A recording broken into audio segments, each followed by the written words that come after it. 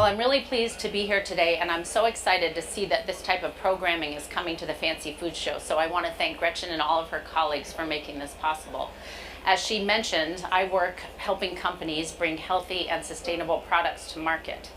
And I feel so privileged to be doing that in food, because food connects us very intimately through our personal health to the health of the planet through agriculture. And I came here today to plant the seed about what we can each do to create a healthier food system in the future.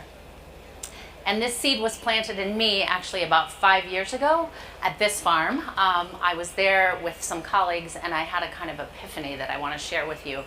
And on this farm they grow diverse crops, as Mike Lee was talking about. They grow vegetables, nuts, they raise chickens and sheep, they grow flowers, but most importantly, they grow community around an ecological approach to farming. And I recognize that most farms in our food system don't look like that. They actually look like this. This has been the current mode of agriculture for over 50 years, industrial approach. And they look like this. Lots of chemical use, lots of energy intensive equipment used, and monocropping that Mike talked about. And the fact is that this industrialized approach to agriculture has created some very tragic environmental impacts, even while it's helped to produce massive quantities of cheap food. In fact, in the United States today, over 1.7 billion tons of topsoil are being lost due to this industrialized approach to agriculture. And in China and India, that rate is 30 to 60 times faster. Let that sink in for a minute. Our industry depends on the soil. It's literally the foundation of the food industry. 95% of the crops that we use in our food are grown in soil. And according to soil scientists, we may have less than 60 harvests left of that productive topsoil. In addition, it turns out that if you add the entire food system, food production and agriculture and distribution together, our industry is responsible for 25 to 30% of global greenhouse gas emissions that are causing climate change. Did you know that our industry is the second largest contributor to climate change? Yeah, that's part of what brought me here. We can't sustain this system. We need to make some changes. And the brands here at the Specialty Food Show can all be part of that change. But not only are we a large contributor to the problem, we're also suffering the consequences, because climate change is creating extreme weather events around the world that are threatening the supply of crops. I don't know how many of you in here might have experienced these so-called supply shocks that are occurring because of extreme weather, but it's going to become much more frequent. A few years ago, this happened with vanilla in Madagascar and with olives in Italy. And just a couple of months ago, grain crops and cattle ranches were devastated here in the American Midwest due to extreme flooding, which is caused by climate change in part. So we've got to turn this system around and make some drastic changes. And that's part of what brought me here, because the solution actually lies within our industry as well. And it's something called regenerative agriculture. In fact, this may be one of the most powerful and low-cost solutions available to us today. So let me explain how this works. A regenerative approach to agriculture is a systems-based holistic approach, and Mike Lee talked about some of the techniques that are used. But what's most important about it is that it can rebuild soil. Remember I said we may have less than 60 harvests of productive topsoil left? This approach to agriculture actually rebuilds soil, and in rebuilding that soil, it increases something called soil organic matter, which is very powerful. It helps to produce more nutrient-dense crops. It makes farms more profitable so that they can stay in business. And most importantly, it sequesters carbon, tons and tons of it per acre. By some estimates, we could increase our soil organic matter from 2 to 8% within a span of about 5 to 10 years. And in doing that, we could sequester up to 3 tons more carbon per acre than we're currently doing. Sorry, I'm having a little trouble advancing the slides. As a matter of fact, soil scientists have been studying this approach to agriculture, and they tell us that if we were able to increase our soil carbon levels by just 2% on all of the agricultural lands around the world, we could completely offset all human-caused greenhouse gas emissions. Think about that for a moment. That means that our industry has an opportunity to support regenerative agriculture through our sourcing of ingredients and be potentially the most powerful solution to climate change available. That's part of what brought me here today. Let me explain a little bit about what these methods are, because as each of you are in conversation with your ingredient suppliers, these are the things that you want to start to ask farmers, if they're able to do or if they're willing to transition to do. So there are about 5 accepted practices of regenerative agriculture that lead to this soil building power. The first is to reduce chemical inputs like herbicides, pesticides, and fertilizers. I didn't say eliminate them, but reduce them, and over time it's possible to actually eliminate the use of them. Instead, farmers will be applying compost and growing those diverse crops in rotation that Mike talked about. When you grow diverse crops in rotation, you're adding nutrients back into the soil using natural systems, right? Instead of chemical and synthetic inputs. Another tenet is to grow cover crops, because cover crops protect the soil from sun, wind, and erosion, and they also add to that nutrient profile in the soil. Another core tenet is to reduce disturbance to the roots. It's actually the roots that are doing the most powerful work here, because plants, through their natural function of photosynthesis, are pulling carbon out of the air, converting it into sugars, and drawing it down into their roots, where the microbiology that lives in the soil, just like the microbiome in our gut that we've been hearing so much about the past few years, the microbiology that's in the soil actually stores those carbon molecules productively in the soil. So we want to keep those roots in the ground, keep that soil covered and protected. And finally, we want to integrate animals onto farms as much as possible, not only because they're an added income stream, but because they provide more fertility, right? Manure, and also natural pest control. So these are the 5 core tenets of regenerative agriculture. These can be applied in very different ways depending on the farm. I wanted to show you what this looks like in practice, right? These are beautiful farm communities, and actually that's my friends Christian and Ethan. They're at a regenerative herb farm in Costa Rica, and one of the other pictures here is of Gabe Brown's farm, and he's a farmer here in the American Midwest who converted from conventional to regenerative agriculture practices, and he's now become an evangelist for this approach to farming. His farm is much more profitable, his soil is much more productive, and he's increased his soil organic matter from 2 to 8% in less than 10 years. Think about how much carbon he's storing across all of his acres, thousands and thousands of acres. The industry has woken up to this opportunity. We all recognize that we're facing a climate crisis and a soil crisis, and so I'm happy to say that there are industry coalitions that have formed to start to develop standards that will guide the rest of us in supporting these practices on farms, and also collectively measure our impact, which is really important. The Intergovernmental Panel on Climate Change warned us last year that we have less than 12 years to drastically reduce our greenhouse gas emissions before we cause irreversible damage to Earth's ecosystems. So industry has woken up and recognized the opportunity here, and they're working in partnership with NGOs to develop these frameworks that are intended to drive investment in regenerative agriculture.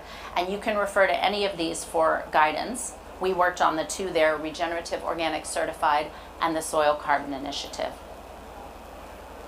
So I said I came here to plant a big idea with all of you, and this is the idea. The time now is for you to act, and there are 3 ways I would suggest that you can do this. The first would be to use your donations, community investment, and cause marketing campaigns to support some of the organizations that are listed here that are conducting research, training farmers, and providing education and resources to farmers like financing and inputs for seed purchase so that they can adopt these regenerative methods. Now, there are many organizations out in this space right now, and I expect more will emerge. But I want to give a special shout out to my friends at Kiss the Ground there, because they actually provided some of the photographs for this presentation. The second, and perhaps the more powerful approach, is to use your products and your sourcing as engines for regeneration. You can begin to source regenerative ingredients now. You'll need to work in partnership with your ingredient suppliers, and they will need to be willing to contact the farms that they source from and talk to farmers about being willing to transition to these types of methods that I described. Many farmers are ready, willing, and able to do this, but they need incentives, as was already mentioned. So what are the incentives you can provide? I work with companies who are using a diverse range of approaches. The first is be willing to propose some innovative contract terms and be willing to contract over the long term for those ingredients, because the transition to a regenerative system could take 3 to 5 years. Some farmers are already doing this work and they'll be ready to contract with you now. The other would be perhaps consider paying a bit more for these ingredients. Although I can tell you that there are many ingredient suppliers that are already building these groups of farmers that are farming regeneratively, and they're not charging a premium. It's still something that you should be willing to take on. And the third and perhaps most powerful approach is to begin to design products with this in mind, to bake this into your R&D process from the very beginning. As I mentioned, there are a number of ingredient suppliers that already have regeneratively produced ingredients in their portfolio, and I'm calling out to the industry.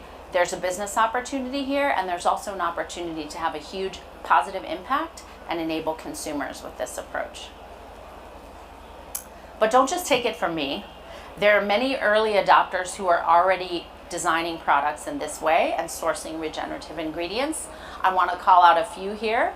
First of all, Annie's. Last year they released a limited edition macaroni and cheese that's grown with a regeneratively farmed wheat that's sourced from farmers right here in the United States. And they tell a beautiful story on the box about those farmers and their approach to farming and why this is good for personal health and for the health of the planet. And this SKU was released at Sprouts, and it vastly outsold all of their other SKUs. They've decided to expand upon this concept across other product lines in the portfolio and across other ingredients. And their parent company, General Mills, is all in on investing in regenerative agriculture. They've committed to shift thousands of acres to this practice in the next 5 years, and they've invested millions of dollars in it, largely because they recognize, as a food and CPG brand operating globally, that they have to demonstrate a reduced impact on climate, and they have to preserve soils so that they can have a secure supply of ingredients for another 100 years. The second brand I'd like to mention is Alter Eco in the confectionery aisle. They work with cacao farmers in Ecuador and Peru to support agroforestry and tree planting. Remember, I talked about plants sequestering carbon through photosynthesis? Trees do a fabulous job of this. So they're planting trees that are not for food, as well as other perennial tree crops like nuts and fruits. These crops don't have to be replanted every year, so they keep roots in the ground. And they're working with a nonprofit called Pure Projet that actually quantifies the amount of carbon that's been sequestered in those soils on their cacao farmers' farms. And they're using them as carbon offsets to offset the rest of their greenhouse gas emissions from processing and distribution. Really great example. There are also two companies in the meat category, Epic and Applegate. Both of them released a new product last year based on regeneratively farmed ingredients. In the case of Epic, it's beef, and in the case of Applegate, pork, and they both intend to release more and more products based on regeneratively farmed ingredients. And the final example that I want to share, very impressive, they use that third approach that I talked about. They bake regenerative into their R&D process, is a company called Patagonia Provisions. And this is a food brand. It was launched by the outdoor company Patagonia. And the explicit mission of this organization is to support regenerative farming. And every product in their product line is based on sourcing ingredients from regenerative farmers around the world. That includes mango, meat products like bison, and so forth. So I recognize that many of you probably also have to make a business case to your management if you'd like to participate in this powerful solution. And I've built an entire business case that I'll be happy to share with you later. However, I want to highlight two of the most compelling reasons to get into regenerative sourcing. And the first is consumer demand. An organization called New Hope Network, some of you might have heard of, has something called the Next Trends database, and they've identified that regenerative products have a 77% success rate when they've been introduced in the past few years. That's much higher than other new products. In addition, they run consumer surveys annually, and 59% of their millennial consumers responded that they would be willing to pay more for regenerative products. There's also an organization called How Good that tracks retail sales at supermarkets across the United States for quote-unquote sustainable products. And they actually analyzed that data to see how well regenerative products performed. And as you can see here, they outperform in every category in the supermarket. So these are two very compelling business reasons to get involved in this. But I think the most important is that our industry has a golden opportunity to stop being a huge part of the problem and to enable everyone in the food system to take action, to feel empowered, to do something about soil loss, climate change, and the other ecological damage that's already occurred. If we come together as an industry and several brands begin to source regenerative ingredients and release products with a message to consumers about the power of regenerative agriculture, we can create a positive feedback loop between brands, farmers, and consumers that will potentially allow us to reverse climate change. So that's what I came here today to ask of you. This is a big idea whose time has come, and I would ask each of you to consider sourcing regeneratively farmed ingredients. And I'd like to propose that the future of food system must be regenerative. We don't really have a choice. We have 12 years to turn this system around, and our industry has a huge role to play. Thank you.